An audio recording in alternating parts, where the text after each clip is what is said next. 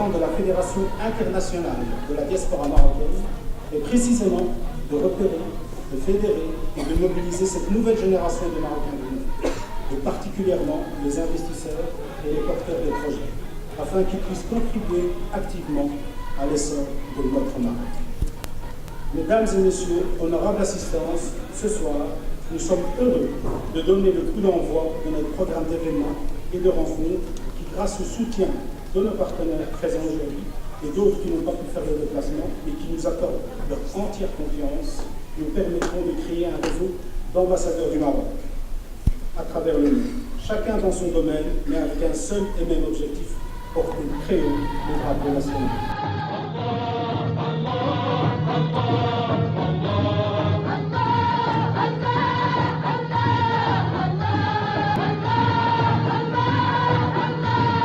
هاد لي زاتونطا وهذا الشيء اللي كيديروا واللي كيبغيو يبدلوا ليماج يقول لك لا العنف، حنا عمرنا العنف ما كان في دمنا، حنا هما الدار المضيافين، حنا هما الناس اللي ديما كان عندنا واحد البلاصه عند جدودنا، واحد البيت اللي جا عابر سبيل ولا ضيف ما كنسولوش اش من دين انت، ما كنعرفوش حنا ولد من، كيدق كيقول باب الله كنقولوا له مرحبا بضيف الله.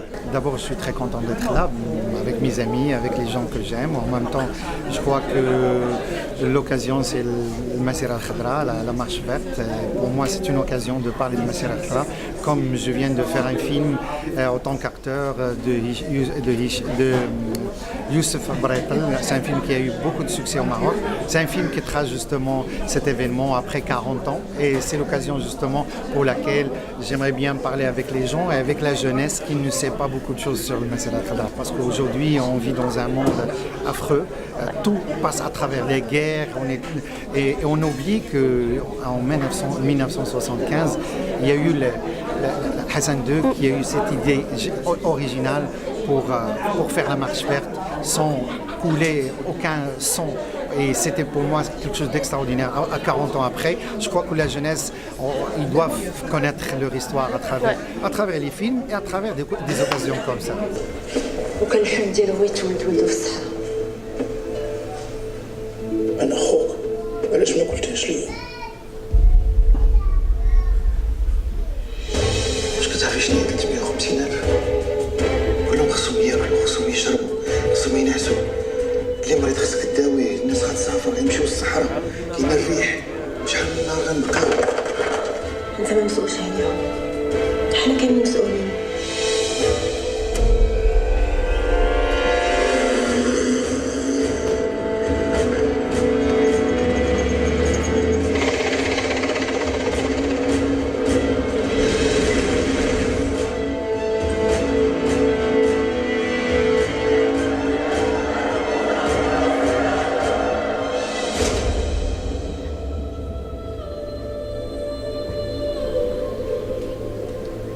Je suis parmi les fondateurs de la FIDEM, donc vous savez que c'est la FIDEM qui organise aujourd'hui avec l'association des artistes marocains du monde.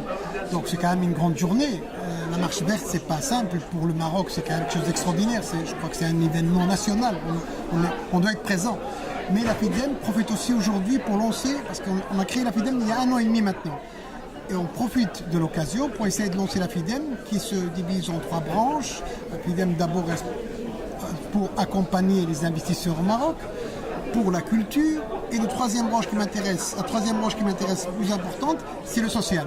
Vous devez savoir qu'ici en Belgique ou dans l'autre pays en Europe, il y a beaucoup d'associations, on n'arrive pas à gérer. Donc j'aurais espéré que la FIDEM va prendre un petit peu toutes ces associations en charge, donc on n'aura qu'une grosse association qui va s'occuper de ça. Et c'est le moment, grâce à cet événement, c'est le moment qu'on va lancer la FIDEM, Inch'Allah.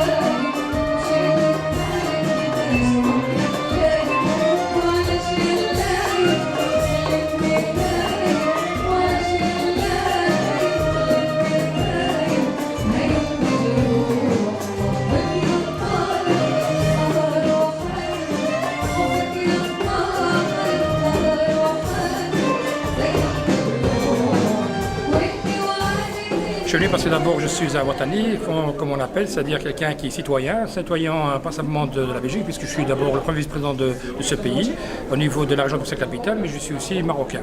Et quand je dis marocain, pas marocain d'origine, je suis marocain et je suis belge. Et donc je suis fier de ces deux nationalités. C'est-à-dire qu'aujourd'hui, et souvent je le dis, je dis, moi la Belgique, c'est mon père. Et le Maroc, c'est ma mère. Et donc, apparemment, mon pays a besoin de moi aujourd'hui, d'être présent, de commémorer cette fête et de montrer qu'on est disponible pour montrer au Maroc qu'on acceptera, personne ne fera du mal à notre pays. C'est-à-dire que si quelqu'un essaie de faire du mal, soit à la Belgique, soit au Maroc, il me trouvera sur sa route. Donc, ça, pour moi, c'est la base principale. Deuxième chose, c'est un moment de fête, de commémoration, pour se rappeler qu'il y a des gens qui se sont battus pour garder effectivement l'unité de notre pays.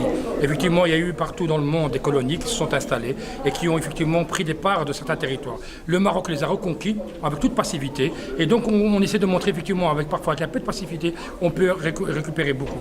Aujourd'hui, le Maroc est un peu menacé et on voudrait lui montrer plus que jamais que le Chab il est là. Vous savez, il n'y a pas très longtemps, j'ai entendu un chanteur marocain qui chantait, un rappeur qui disait il y a Dieu, il y a la patrie, il y a le roi et la patrie. Alors il a dit, et le peuple il est où ? Et c'est ça qu'on doit comprendre, et que le responsable politique doit savoir que le peuple, c'est le pilier principal qu'a le Maroc, qu'a besoin le Maroc. Et donc il y a 5 millions de Marocains à l'étranger, ne l'oublions pas. Nous, on se rappelle de vous. J'espère que vous ne nous oublierez pas la prochaine fois qu'il faudra décider. Parce que vous savez qu'avec les 5 millions de Marocains qui vivent en Europe, il n'y en a aucun qui a le droit de vote. Alors, si c'est pour qu'on soit juste une manne pour bouger financièrement le Maroc, et de l'autre côté, pour soutenir le Maroc dans le cadre du Sahara, mais quand il faut que nous prenions nos responsabilités au Maroc, ils ne veulent pas de nous, alors il y a un moment donné, on se pose des questions. Vous savez, je l'ai dit, je le répète souvent au Maroc. Comment vous voulez qu'on fasse confiance au Maroc si eux-mêmes ne nous fassent pas confiance? Aujourd'hui, on continue à garder notre confiance en disant « Inch'Allah, ça ira mieux demain ». C'est pour ça qu'on est là aujourd'hui. Et donc, c'était un événement important et il fallait absolument que je sois là.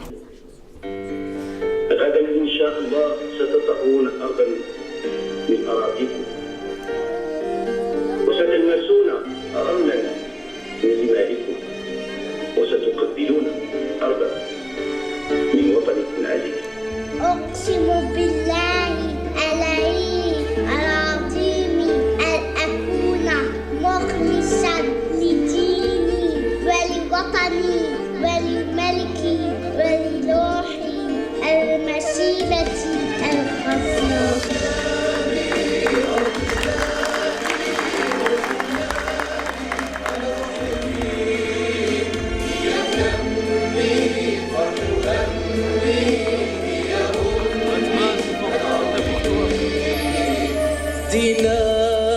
مسيرة خضراء وعادت لينا حرة في المغرب أعظم صحراء مغربية أرض الخير جيناها بسلام رفعين قرآن وعلام جيناها بسلام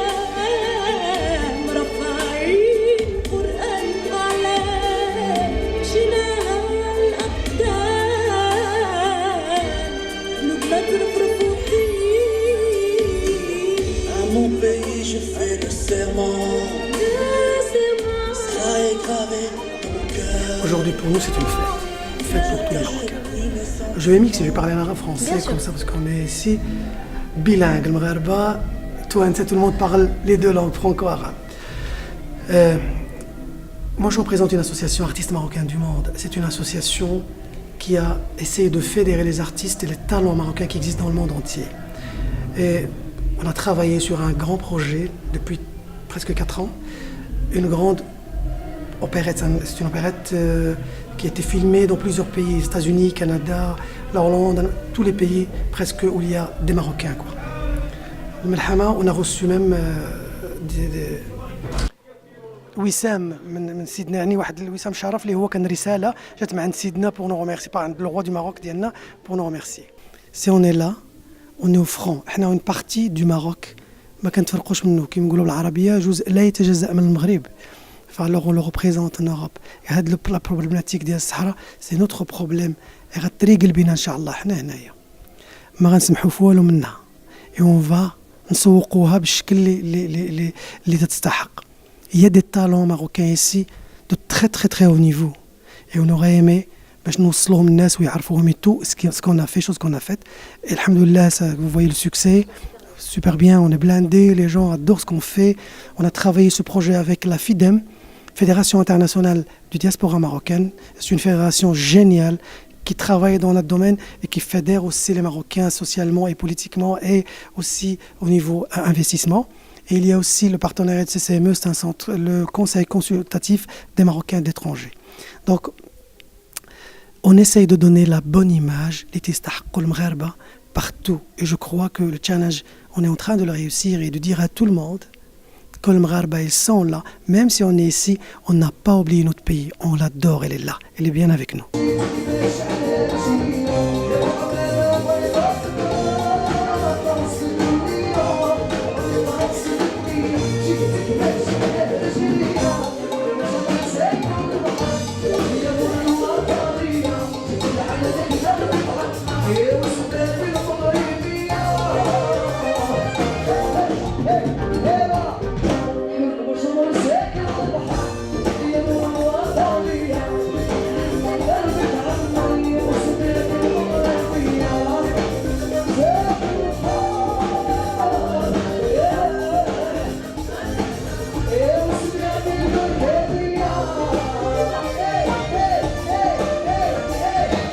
اول حاجه هذا شرف لي انا نكون الرياليزاتور ديال هذا ليفيرمون اللي كبير، وبدوري كنشكر الاستاذ رحيم ادم اللي دار فيها هذه الثقه. الحاجه اللي خلاتني نشارك ونمشي في هذه الانيشيتيف ديال هذا ليفيرمون الكبير هي اننا واخا بعاد على بلادنا حنا متشبتين بالصحراء ديالنا وحنا مستعدين نخدموا ونرجعوا لبلادنا، واي حاجه نرجعوها لبلادنا. دونك الحاجه اللي خلاتني هي حنا في الغربه محتاجين بحال هاد لي زيفيرمون، محتاجين بزاف ديال لي زيفيرمون اللي يقدروا يعرفونا بالثقافه ديالنا ويعرفونا وما يخليونا متشبتين بالبلاد ديالنا. بعد ليفيرمون اللي كيخليك تجمع بزاف ديال الناس، بزاف ديال المغاربه اللي تعرفوا على بعضياتهم، اللي كاينين بزاف ديال المغاربه وطاقات اللي في جميع المجالات، غير ماشي في ميدان السمعي البصري، في جميع المجالات اللي مستعده تعطي بزاف ديال الحوايج.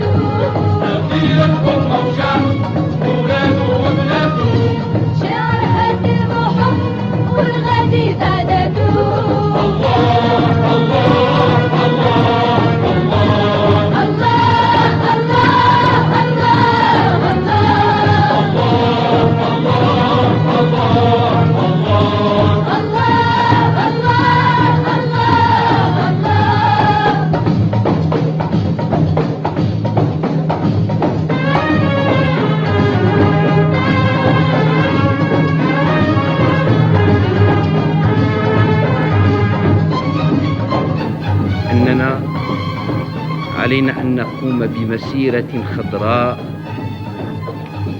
من شمال المغرب إلى جنوبه ومن شرق المغرب إلى غربه.